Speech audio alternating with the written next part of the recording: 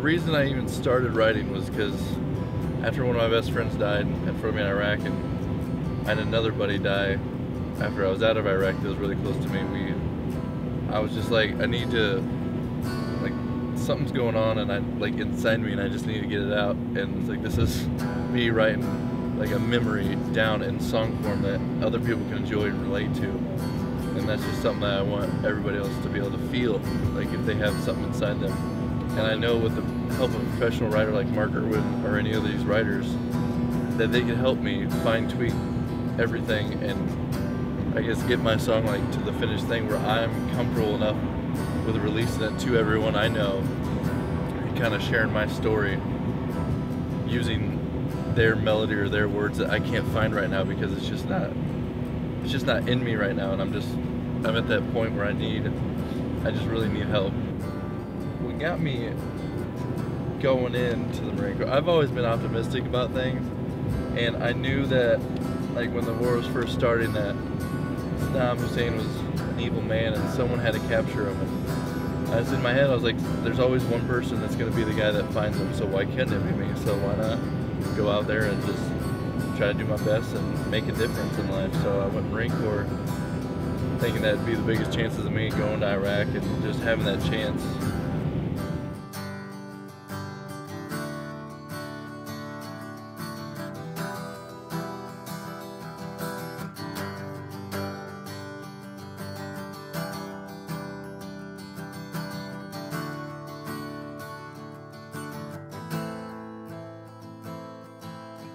So I went to Iraq with them in May of 2006, and second or third day we were there was the first time someone died, just kind of like a reality check.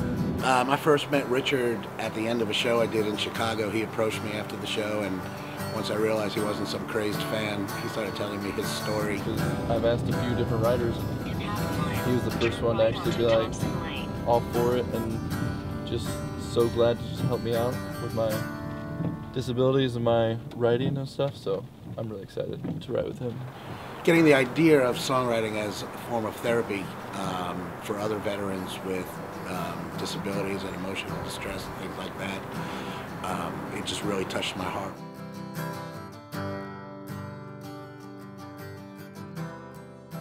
Songs that like really kind of represent my gunner. I always feel like there could be better and like there could be more, and I hate it because I'm just like, I want like a... You know, the thing about it is, the more you do it, the better you get at it. Mm-hmm. You know, so, I mean, I don't know how long you've actually been, you know, took you to get to this point, but just keep at it. Just think of the songs you'll be writing next year. Yeah.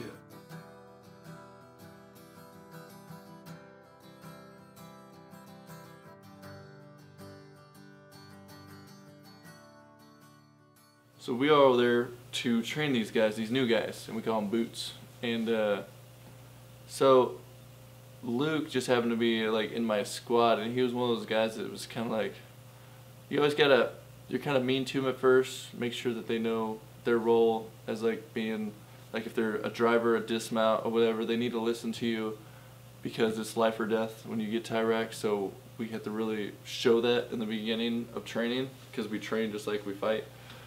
And I would always give, Luke's the only one that if I gave him crap, he would just kind of like, he wouldn't take it to heart, and he'd blow it off, and he'd joke around with me, and if he saw me up on the catwalk, he'd always be like, uh-oh, Corporal Casper's coming, and just get all like at attention, like kind of really sarcastically, and it was just really funny.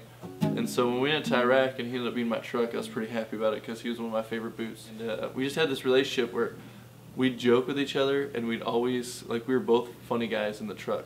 Like, we were both, like, butted heads to be funny guys. And every time, like, we'd get out or something like that of the truck and walk around, he'd always have something to say up in the gun, or if I gave him my camcorder to record, he would narrate it. It'd be pretty funny when he was narrating about, I remember we were doing a mission on this house where I kept him in the truck, and I gave him my camera, and we were doing this search, and since I'm like 6'5", and we're out with all these Iraqis and other people, he's like searching for me, and he's like, Corporal Casper. Corporal Casper is inside searching the house, and right now the vehicle, you can see his head, right there. He's the one that's way taller than everybody else within 30 miles. It's just the way he would do it and comment on it. It's just always a pleasure to hear that when I watch those videos. But so our relationship was like probably big brother, little brother kind of thing. You know, I think you'd be better off, more powerful, just start make the second verse the first verse. I was only 20 years old when my friend passed away. I mean, there you go, blank.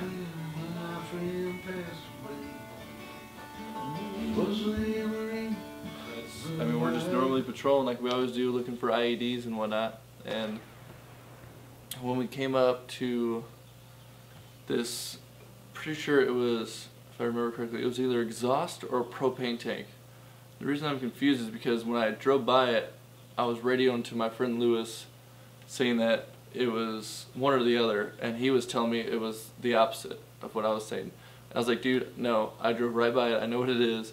But we could tell it was a fake one pretty much because it was set up with wires like sticking way out of it, and usually when they're hiding these bombs, they hide them and they don't put wires everywhere. So we're pretty sure it was a fake one, but we didn't know what they were doing. He was in the gun, and most of the time when we stop, I have everybody sit down.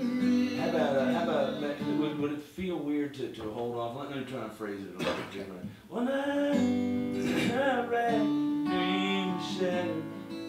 No, because he was being the good Marine that he was going to be, because as the cars come up, he can't sit down in the truck. Even if I tell him to, his job is to keep them back. And our Humvees only had the metal that came up to your hip, even when you were sitting in the gun. So no matter what, he had to be all the way in the truck just to be safe. I don't have the last line. No, I like that though, because a lot of times, like people, you can be 20 when your friend passes away, but you're nowhere there. Yeah. Like we just heard a huge, like a huge snap, and it just sounded like Kevlar or something ripping, and we didn't know what it was at first. And I yelled Luke, and he kind of sat down in the truck, and I was like, "Are you shot?" But he just said, "I don't know." To me, that was his last words. Sounds perfect because I was with them till the end, so they know that you're. Devastating was our first death, and plus it was Luke, like one of the good ones, like one of the really good ones. Like I said, I went back to work within 24 hours because our next mission, and had one less guy in my truck. I put one in there, and we had to all act like nothing happened. I was only 20 when I lost my best friend on patrol in Allenbo on a road that had no end. Just outside Fallujah, I heard that bullets crack. I lost both him and my innocence one night in Iraq.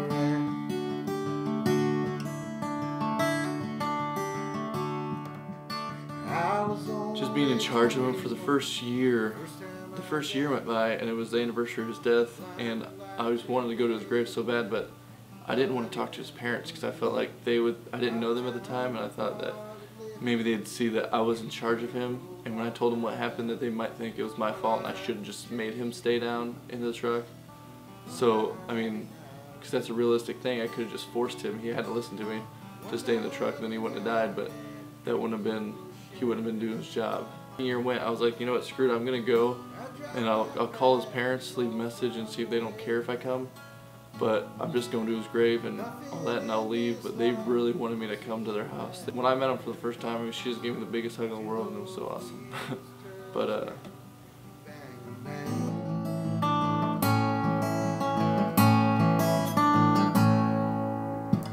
now I'm 28 and finally moving on. This guitar helps heal the pain with every new song. The road's been rough and rocky, but at least I'm back on track. Yeah, one life ended, one love started, one night in Iraq. One night in Iraq, the dream shattered. I'm just trying to get a song that will best represent him and his legacy, pretty much. Like, I want him to carry on because he was one of the really, really good guys that deserves to be known by the world. So. Really matters since those wheels touched down, bang, bang.